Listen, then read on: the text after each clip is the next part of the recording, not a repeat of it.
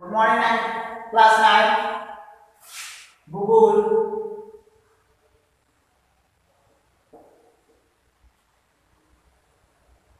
तीसरा चैप्टर है, दूसरा चैप्टर खत्म हो गया था। तीसरा चैप्टर है अपवाह। अपवाह क्या है देखिएगा। अपवाह वह तंत्र एवं प्रतिरूप जो दीर्घ काल तक चलने वाली एक क्रमिक प्रक्रिया है। अपवाह क्या है? एक दीर्घ काल तक क्रमिक मतलब लगातार चलने वाली प्रक्रिया है। यह नदियों के वर्गीकरण पर आधारित है। यह दीर्घ काल में जल धारा की उत्पत्ति एवं विकास को दर्शाता है। अपवाह किसी क्षेत्र विशेष में नदी तंत्र की व्याख्या है। भारत के विभिन्न दिशाओं में छोटी छोटी धाराएं मिलकर मुख्य नदियों का निर्माण करती हैं। अंततः किसी बड़े जलाशय जैसी झील, समुद्र, महासागर में गिरती हैं। इन नदी तंत्रों विश्व की सबसे बड़ी अपवाह द्रोण अमेजन नदी है।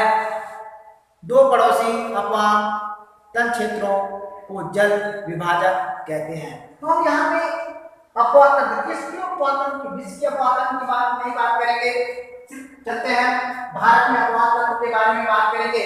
भारत में अनेक नदियां हैं। कुछ तो हिमालय से निकलने वाली नदियां हैं, कुछ प्राकृतिक नदियां हैं। भारत में अपवाह तंत्र नदियों के द्वारा तो पहला क्या है? पहले में हिमालय के द्वारा निकलने वाली नदियां हैं और दूसरा है प्राकृतिक नदियां हैं। तो सबसे पहले हम बात करेंगे हिमालय नदियां कौन कौन सी हैं। हिमालय नदियां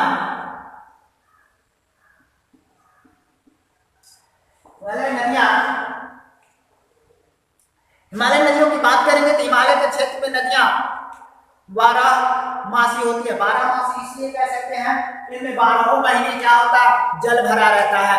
इन नदियों में वर्ष भर पानी का उपलब्धता बनी रहती है। इसी कारण जल प्रायः इसके अतिरिक्त ऊंचे पर्वतों से पिघलने वाले हिम द्वारा जल प्राप्त होता है। हिमालय की नदियां सिंधु और ब्रह्मपुत्र का महत्वपूर्ण स्थान है, जो हिमालय पर्वत श्रृंखला के उत्तर भाग में से निकलती हैं। इन नदियों के अपने अपवाह मार्ग के पर्वतों को काटकर गर्ज का निर्माण करती है, मतलब रास्ते का निर्माण करती है।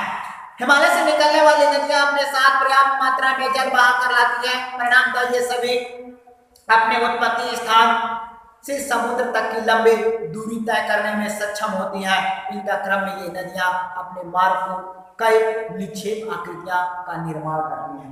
ऐसी बातें बड़ी बड़ी नदियां हैं। निक्षेप मतलब क्या? बड़ी बड़ी आकृतियों को अपने साथ लाए गए मलबे को छोड़ करके आगे की तरफ बढ़ती हैं।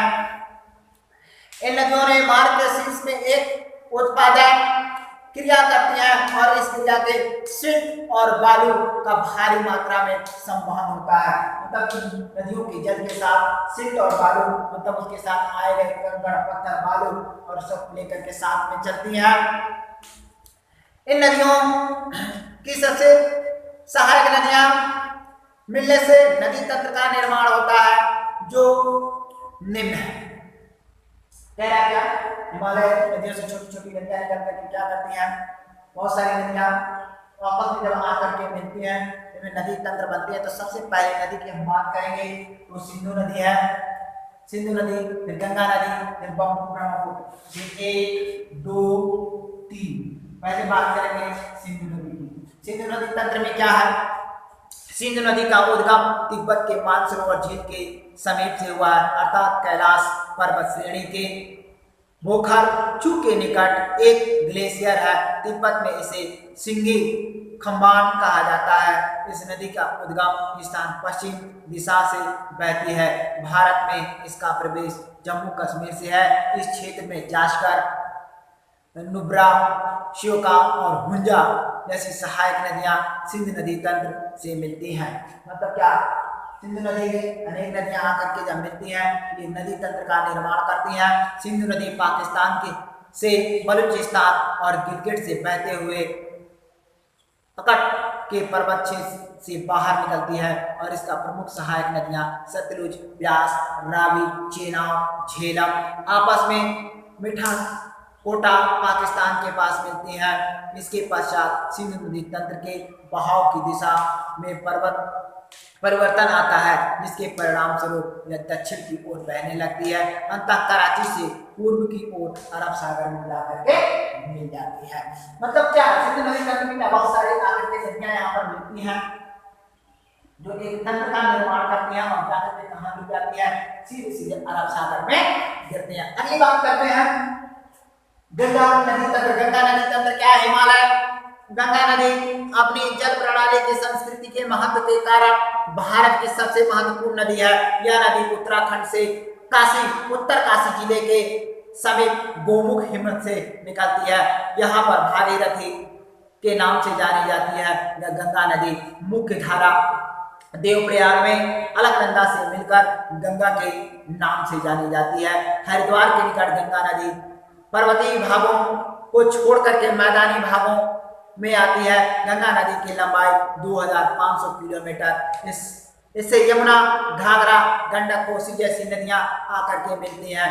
ये सभी सहायक नदियां समांतर बहती हैं। घाघरा, गंडक एवं कोसी का उद्गम नेपाल से हिमालय में होता है। यमुना इलाहाबाद, प्रयाग उत्तर प्रदेश में गंगा में मिल जाती है। यमुना नदी हिमालय में यमुनोत्री हिमालय से निकल करके यमुना गंगा की सबसे बड़ी सहायक नदी है जो आकर के इसमें मिलती है। गंगा का प्रमुख धारा दक्षिण की ओर बहती हुई बांग्लादेश में प्रवेश करती है। समुद्र में विलीन होने से पूर्व मेघना नाम से जानी जाती है। इस नदी का बृहद जल बंगाल की खाड़ी में मिल जाता है और इन नदियों के द्वारा यहाँ पे क्या सुंदर डेल्टा बनाए जाते हैं। सुंदरवन डेल्टा बनता है और बहुतायत में पाए जाने वाले सुंदर पायन के कारण इस क्षेत्र को हम सुंदरवन डेल्टा के नाम से भी जानते हैं। अगला आता है इसी में ब्रह्मपुत्र का उद्गम क्या है? ब्रह्मपुत्र विश्व की सबसे बड़ी नदियों में से एक है। ब्रह्मपुत्र का उद्गम कैलाश पर्वत श्रेणी के मानसरोवर के निकट चेमयुंग हुड हिमनद से हुआ है और यह सिंधु और सतलुज नदी के स्रोतों से अधिक पास में है। इसलिए ब्रह्मपुत्र नदी का अधिकांश भाग भारतीय सीमा से बाहर है और यह हिमालय पर्वत श्रृंखला के समांतर पूर्व दिशा की ओर बहती है। तिब्बत स्थित नामचा बर्मा शिखर के पास पहुंच करके अरुणाचल प्रदेश में गर्जा के मध्य में प्रवेश करती है तथा इसे दिहांग नदी के नाम से भी जाना जाता है। दिहांग, लेह, केनवार इसकी सहायक नदियां हैं और यह नदियां अन्य में से ब्रह्मपुत्र के तिब्बत में सांगपो और बांग्लादेश में यमुना के नाम से जानी जाती है। तिब्बत में एक शीत एवं शुष्क क्षेत्र में इसका प्रकरण इस प्रकार जल का सिल्ट की मात्रा बहुत कम हो जाती है। भारत में यह उच्च वर्षा वाले क्षेत्र से होकर गुजरती है। इससे नदियों में जल के सहित सिल्ट की मात्रा में भी वृद्धि हो जाती है। असम में ब्रह्मपुत्र अनेक धाराओं में बट करके गुप्तान नदी में जाकर मिल जाती है और उत्तर भारत में अन्य नदियों की तुलना में ब्रह्मपुत्र में सिल्ट निक्षेपण की मात्रा अधिक होती है। इससे क्या होता है, नदी की सतह में वृद्धि तो हो जाती है और वह अपनी धारा के मार्ग में बार बार परिवर्तन कर देती है। आज के लिए इतना ही। कल आप लोगों को प्राकृतिक नदियों के बारे में चर्चा करेंगे। धन्यवाद।